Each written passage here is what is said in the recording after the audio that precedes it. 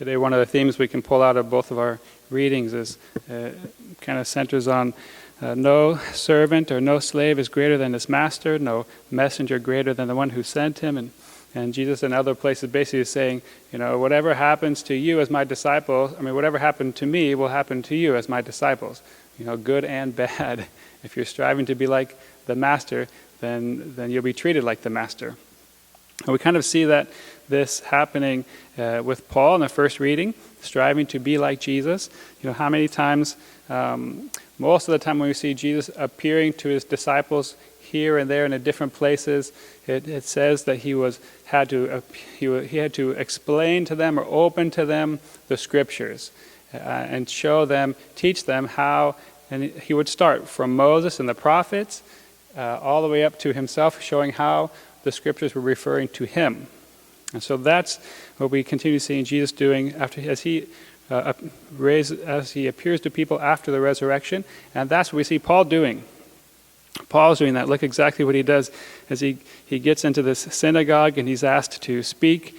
And so he basically begins from the time of Moses when they were enslaved in Egypt, and he goes all the way up through, gets to King David, and then fast forwards from King David all the way to Jesus, showing how the kind of a brief history summary of the Israelites, but showing how Jesus is this long-awaited Messiah that was promised to King David 1,000 years before Jesus came.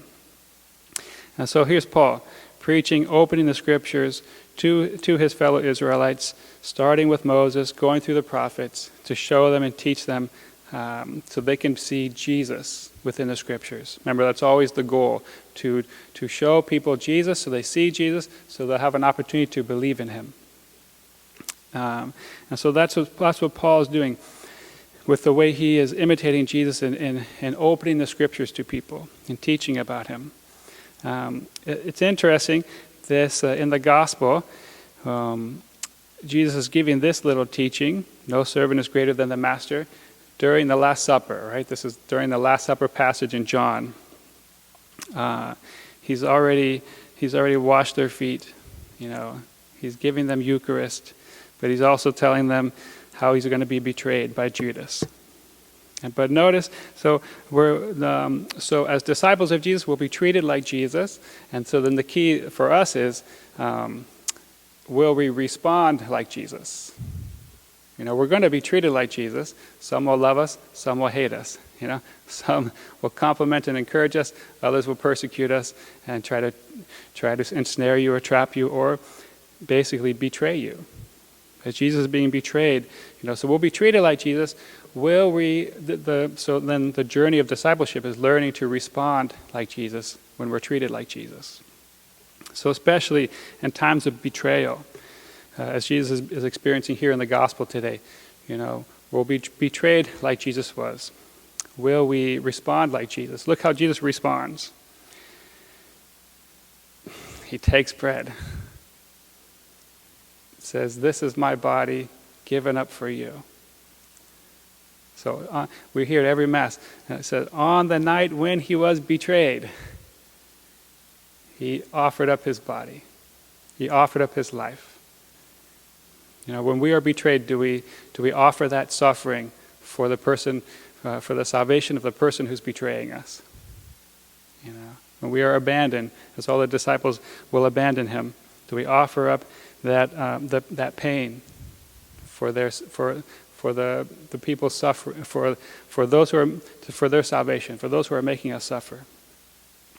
This is the main response of Jesus, the main response of God's incarnate love, is that when somebody hurts us in any way, causes pain or suffering in any way, betrayal or abandonment in any way, when we are treated like Jesus in any way, do we respond like Jesus in every way? And offering up, not taking revenge or getting them back or holding a grudge, but saying, "Father, forgive them, for they know not what they do." Saying, "Here is my life offered up for your salvation." All these little responses that Jesus had during his life of really betrayal. Do we respond in the same way? Praying for our enemies, praying for those who persecute us, praying for those who betray us, praying for those who annoy us, who we don't like, Maybe we're frustrated with the government right now. When are we going to open back up? And we're offering that pain or that suffering, that frustration for their salvation, for them to get the grace of wisdom to open up quickly and safely. These are how different examples how Jesus responds. And so just as disciples, it will happen to Jesus, will happen to us. And our question is, how will we be treated like Jesus? How will we respond? Will we respond like Jesus?